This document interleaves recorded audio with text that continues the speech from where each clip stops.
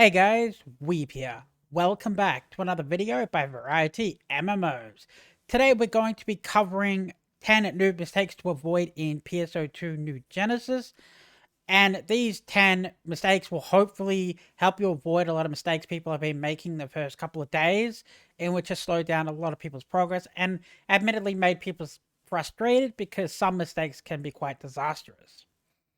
So, speaking of disastrous mistakes, our number one mistake may be obvious to old PSO2 members, but newer players are getting caught up by this. When you first join the game, you need to make sure you select the right ship. The ship is effectively a server. So, if you pick a server that's different from your friends or somebody who wants to join, you won't actually be able to play with them.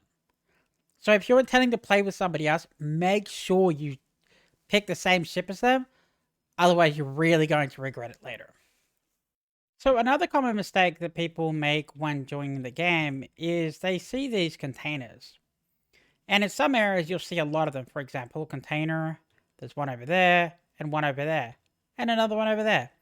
So you're probably thinking, well, these containers are everywhere. They probably don't give me anything useful, so I'm just not going to really hunt them down. This is a huge mistake. There are a couple different containers. I believe there's green, red, and like a deeper red that has shields on them. It's very important, especially early on in the game, that you go for every container you see. And some of them will be hidden up on mountainsides, in forests, behind trees. It's extremely important to get the green ones right at the beginning of the game, because what you're looking at, what I'm getting right now, is called grinder. So grinder is materials used to upgrade your gear. And in this game, to proceed past specific quests, you need to have a certain battle power. If you don't have enough battle power, you cannot proceed with the quest. And one of the only ways to get battle power is to upgrade your gear with these grinder that I'm getting. So when you are leveling your first character, make sure you do run around and grab every container that you see. At the end of the video, I will give you a map which will help you locate all of the things that I talk about in this video. So another common mistake that I see people do is they get given a quest to hunt these tame monsters that do not fight back. So they're really incredibly easy to kill.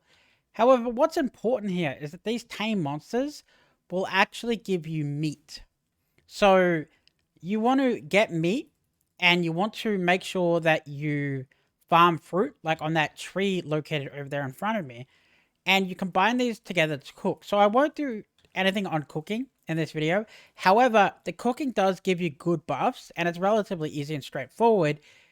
They can give you buffs like more mana, which is PP, more defense, more attack, stuff like that. Not only that, but you can also use it on mags, which I'll talk about later. So it's really important to kill these whenever you see them. Just do it whenever you're running past them, but choose not to ignore them. Next up is your level 1 gear. So some people give you the advice that you shouldn't use your level 1 gear to upgrade. And while it is sound advice, and while I'll talk about that another time, what some people are doing is they're taking this advice on board, and as soon as they get in the game, they're deleting their level 1 equipment.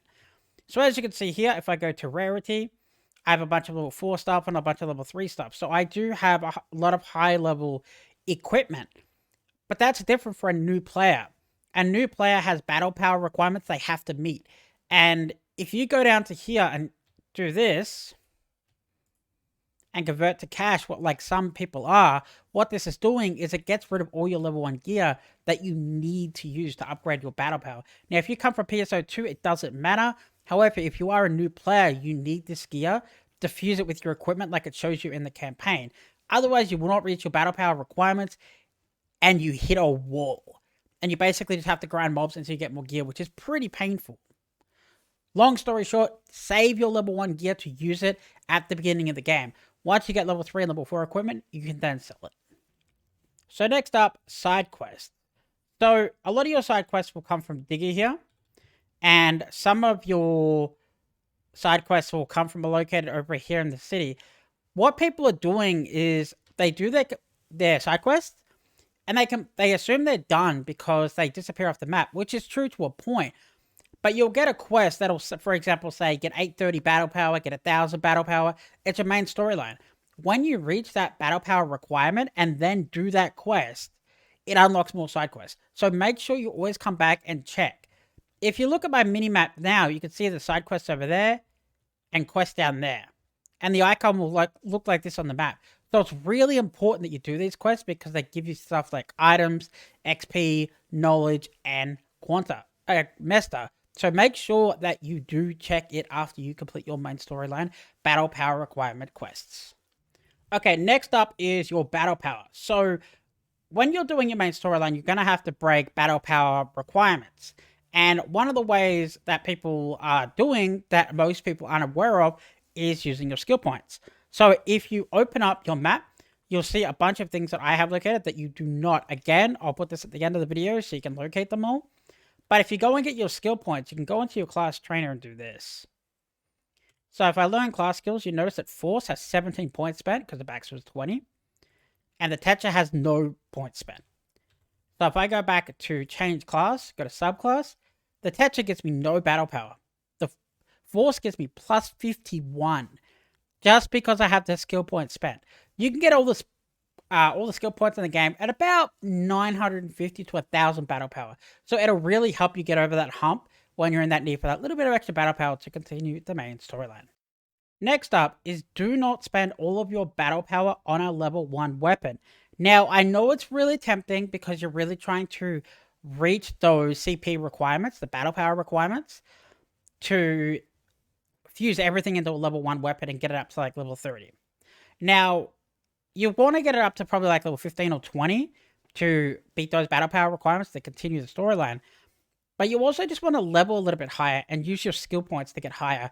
What this will do is it'll save you the items you're getting out of the green box, so less box farming.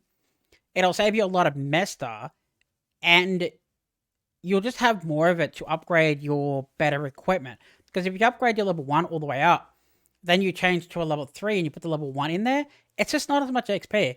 So make sure that you only upgrade your level 1 gear as much as you have to for battle power, and don't go nuts because you really will regret it later. So earlier in the video, I talked about hunting monsters for meat and collecting fruit. I also briefly mentioned how it could be used in food to buff your stats. The other thing that it can be used for, which people seem to be ignoring for some reason, I don't understand why, is feeding it to your mag. So here we have everybody feeding the mag to make sure it's at 100%. So give the extra 10% XP. And here is your personal boost. So as you can see here, if I get it from 20 points to 100 points for level 2, I'll go from a 3% rare drop rate to 9%. So a drop rate, it's actually really good. So down here, it's going to show you what it wants. So I was asking for vegetables, and it mostly wants bananas. Let's have a look what we got. Unfortunately, we do not have any bananas, so let's just give it something else. Okay. We're going to add 200 points to this. So what this is going to do is it's going to feed the overall mag, which was already full, and it's going to upgrade my personal buff. Okay, so if we go back into him, I'm now level 2, which means 9%. If I get into level 3, I have a 20% drop rate. And as you can see, he will keep changing what items he prefers. So I really wanted to give him bananas, but unfortunately I didn't have any. This is why it's so important to go around and collect a variety of goods wherever you are, to make sure that you have exactly what he's looking for to get the 20% drop rate late game. Another mistake I see some people doing is they're ignoring some of their quests. I understand some of them are kind of hidden away in the menu, so you might miss them, but it's really important that you do these. So if you click escape, click R, you will now see your missions. So in here, you're going to have daily missions, which I've already done today. And usually daily missions, if you complete enough of them, it'll complete a weekly. These give you Mesta and XP, and it's honestly really helpful. So make sure you do your dailies. So your dailies these ones will unlock at level 8, and the main storyline will take you there. So make sure you do these dailies. Something I'd like to include is that when doing these dailies, what you can do is if you go over the counter and go to the class exchange, where is it? So the class counter, what you could do is go to change class and change subclass and change your subclass to a lower level one. So as you can see here, my Tetra is level 8 And it was level 1 before I started today's daily task, which only took me about 5 minutes. So I got from level 1 to level 8 by having a low level subclass connected while doing your daily quest. So I do recommend doing that. So we mentioned the using level 1 equipment to upgrade your equipment early on, and the fact that eventually you'll delete it because there's better stuff to use to upgrade. So let's talk a little bit about those. So if you open up your inventory, you're going to have two types of weapons. So they're going to be silver prim and gold prim sword. So the reason these give more XP is because they have the enchantment. So if you click on it and have a look at its details, you'll see down here it'll give an extra 400 XP when used as enchantment for a silver sword. But if you click on a gold one, and check its details, 450 XP. Of course you have this, but this is regardless. So what you're looking for is the Asperio. So basically when you put these into your equipment, it'll give you a lot more XP. I'll show you what I mean. So let's go over to the upgrade technician. So if we go to item enhancement and let's go to any old thing, let's upgrade a silver sword. So if I click on a silver sword, it's going straight to level 6. If I upgrade it with a gold sword, go straight to level 5. I believe that's because it's the same thing. Level 5, so now if we go down here, and let's use a rod, it goes to level 1. So as you can see, using the silver and the gold gives you way more levels, and it costs the same materials to do that one upgrade.